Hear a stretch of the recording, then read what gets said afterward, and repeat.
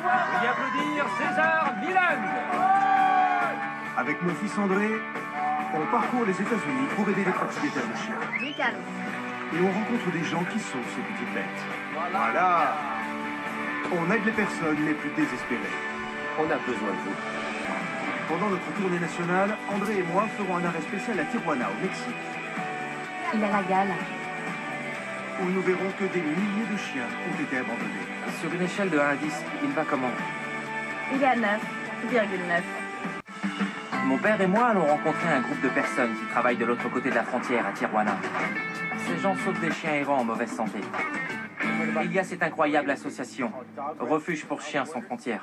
Bonjour, je m'appelle Michela Redondo. Je suis l'une des cofondatrices du Refuge pour chiens sans frontières. On est basé à San Diego, en Californie. Je m'appelle Elsa Peralta Blanco et je suis aussi l'une des cofondatrices. Notre association est une organisation à but non lucratif. On s'occupe surtout du sauvetage de chiens de Basse-Californie, parce qu'il y a un problème de surpopulation dans cette région. Il n'y a pas de refuge qui ne tue pas les animaux. Ils sont tous gérés par le gouvernement. La majorité des sauvetages se fait à Tijuana, au Mexique. On a une page sur laquelle les gens postent des photos de chiens errants blessés, qui ont été maltraités ou renversés par une voiture. On travaille en partenariat avec des vétérinaires pour qu'ils les soignent. Je dirais qu'environ 95% de nos chiens sont ensuite adoptés aux États-Unis. Madame Franco est une sauveteuse indépendante avec laquelle nous travaillons depuis plusieurs années maintenant. Elle a créé un refuge pour chiens. Elle leur a construit un endroit dans lequel ils peuvent être à l'abri. Elle les aide à guérir et leur trouve une famille qui les aimera. On met les photos de ces chiens sur notre page pour l'aider à les faire adopter. Les conditions des chiens errants et des autres animaux sont vraiment si terribles que ça au Mexique? Elles sont déplorables. Tu dirais que c'est même un peu inhumain? Pas qu'un peu, c'est très inhumain. Mais ces deux femmes sont justement là pour faire oublier cette inhumanité. Ouais, J'ai hâte de les rencontrer. moi aussi.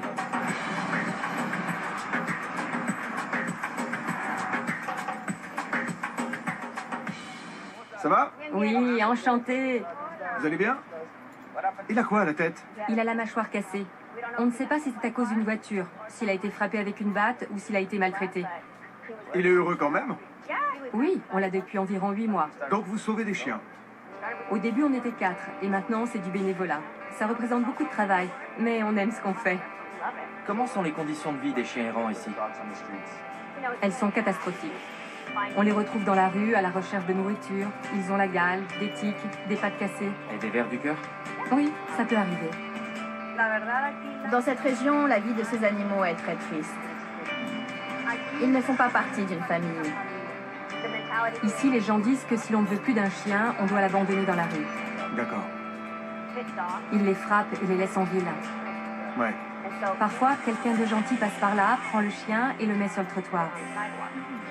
Ensuite, certaines personnes prennent une photo et la publient. C'est comme ça qu'on les récupère, grâce à ces publications. Qu'est-ce qu'on peut faire pour vous? On aimerait qu'André et vous veniez avec nous pour trouver des chiens errants, ce qui ne devrait pas être trop difficile. Ouais. J'espère qu'on pourra en sauver au moins un. C'est parti. Oui. Allez.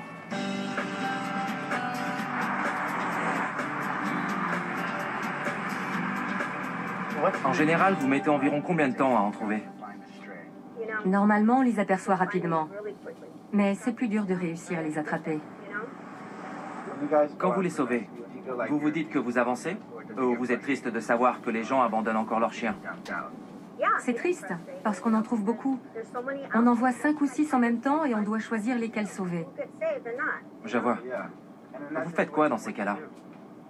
C'est en fonction de la situation. S'il y a un chien qui est blessé, on s'occupera de celui-là en premier. Bien sûr. Pour moi, ce qui est frustrant, c'est qu'on peut arrêter cette surpopulation. Mais pour ça, les gens doivent stériliser ou castrer leurs animaux. Exactement. C'est la solution. En voilà un. Il est gros.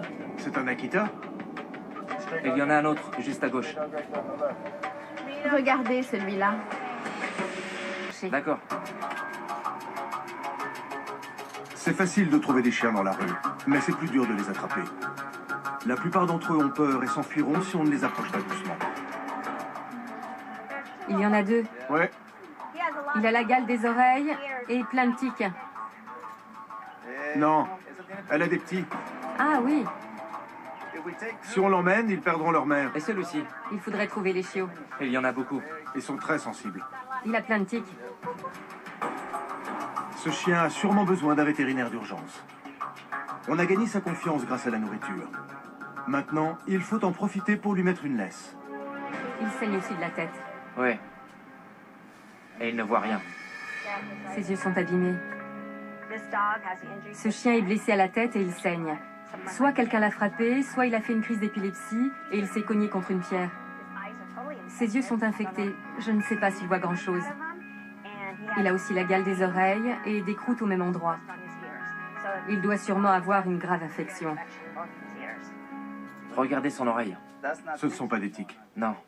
C'est de la pourriture. C'est malheureux. C'est la triste réalité des chiens qui vivent dans la rue. Ils sont libres, mais personne ne s'occupe d'eux. Ils ne reçoivent pas de soins vétérinaires. Les gens voient leur état empirer jour après jour, mais ils font comme si ces chiens étaient nés comme ça. Celui-ci est âgé. Il est né il y a assez longtemps, mais il n'est pas né comme ça.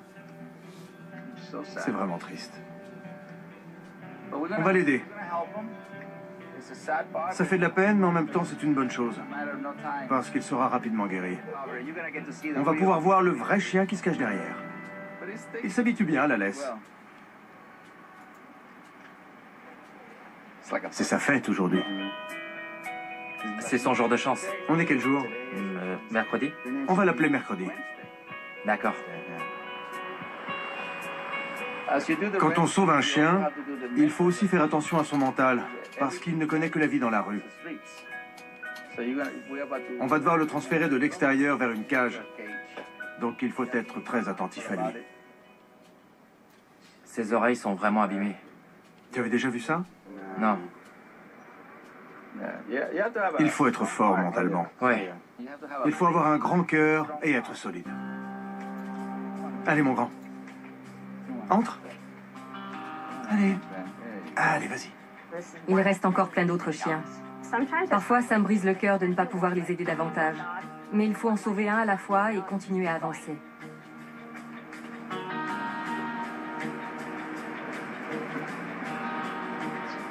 C'est au sauveteur de décider. Coucou, mon grand. En tout cas, son mental n'est pas touché. C'est vrai. Mais tout le reste est très affecté. Les sauveteurs de mercredi vont directement l'emmener voir un vétérinaire. Ils espèrent qu'il pourra le guérir et qu'il sera adopté par une famille. Tu peux garder la laisse. C'est cadeau. Tu te sens comment? C'est bien de pouvoir sauver un chien de la rue. C'est pour ça qu'elles font ce qu'elles font. Oui. Maintenant, on va l'emmener au refuge de Madame Franco. C'est parti, je vais la rencontrer. J'ai hâte de la voir. C'est super. On a un chien de la rue aujourd'hui. D'accord. Et on vous l'a amené pour que la vétérinaire puisse l'examiner. Voyons voir ça. Malheureusement, c'est un cas typique. Oui. Aujourd'hui, Paola Diaz, une vétérinaire bénévole, va examiner et soigner mercredi. À votre avis, il a quel âge? Environ 7 ans. Sur une échelle de 1 à 10, il va comment?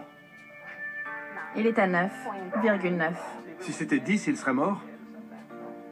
Sûrement. Vous ne pourriez pas le sauver? Non. C'est quoi? C'est du sang avec de la terre? Il y a du sang, du pus et des croûtes un peu partout. Il est à un stade où même les tiques et les puces ne viennent pas sur lui.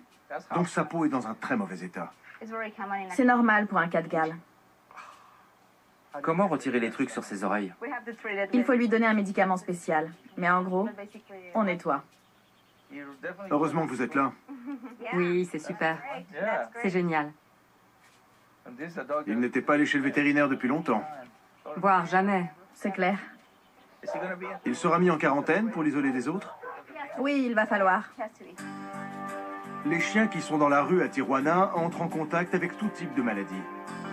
C'est le cas de mercredi, qui devra être mis en quarantaine. Je vais affronter ma peur. Vous pouvez tenir sa tête? Je vérifie un truc. La bande n'est même pas devenue humide. C'est mauvais signe. Oui. En gros, ça veut dire que ses yeux ne produisent pas de larmes. Pas de lubrification. Non, aucune. Allez, mon grand. On va te mettre des gouttes dans les yeux. Oui, Voilà. on va voir la différence. Ouais. Ses yeux brillent maintenant. Oui, C'est mieux. c'est beaucoup mieux. Pauvre petit. Ça fait longtemps qu'il est dehors. Regardez. Vous voyez? Voilà. Il commence à se sentir mieux et à avoir l'air moins malade. Comment va le chien? Il ne va pas très bien, mais on devrait pouvoir le guérir. Vraiment? Il faudra que je l'examine. On a nettoyé ses yeux. Oui, regardez la différence. Il y a encore du travail avant que mercredi ne soit complètement guéri. Mais maintenant, il est en sécurité chez Madame Franco. Vous faites des miracles ici. J'adore les animaux. Toutes les espèces, pas seulement les chiens. Pour laisser de la place à mercredi, un de ces anciens chiens errants de Tijuana va pouvoir quitter le refuge et vivre une vie meilleure à San Diego. Je vous présente Reina. Elle va être adoptée par une famille à San Diego. On a emmené un chien à Madame Franco et on a ramené un. Je suis triste, mais heureuse en même temps. À chaque fois que je dois me séparer d'un chien, une partie de mon cœur part avec lui. Mais je suis sûre que mercredi va m'aider à remplir le vide laissé par Reina. Très bien, allons-y. Aujourd'hui, on a pu aider 2 chiens en sauvant la vie du premier et en trouvant une nouvelle maison pour le second. Les chiens abandonnés sont un gros problème à Tijuana. Mais ils ont des sauveteurs dévoués à leur côté. C'était un honneur. C'était super. J'étais ravi de découvrir votre refuge. Vous avez un grand cœur. Merci beaucoup d'être venu. Ça m'a fait très plaisir. Vraiment? Merci. Venez là. Viens dans mes bras aussi, fiston. Ça porte chance. Merci. C'est le premier jour du reste de sa vie. Il nous reste une chose à faire. On a récupéré Reina, une ancienne chienne errante, dans un refuge de Rosarito au Mexique. Là, on se rend de l'autre côté de la frontière pour rencontrer sa nouvelle famille à San Diego, J.R. et Jessica Fisher. Ce couple a déjà 2 chiens. Et le test sera de voir si Reina pourra s'intégrer dans sa nouvelle maison. Il faut toujours que le nouveau chien soit distant et calme. Posez le chihuahua. Voilà. Super. Ils s'entendent bien. Je suis vraiment contente que Reina ait enfin trouvé une maison, qu'elle puisse connaître l'amour, qu'elle ait un foyer et qu'elle ne vive plus dans la rue. Je pense qu'elle s'intégrera très bien. Elle fera partie de leur famille. Bienvenue en Amérique. 1 mois après qu'on l'ait sorti des rues de Tijuana, mercredi n'a plus la gale. Il n'est plus en quarantaine et il est prêt à rejoindre une famille aimante.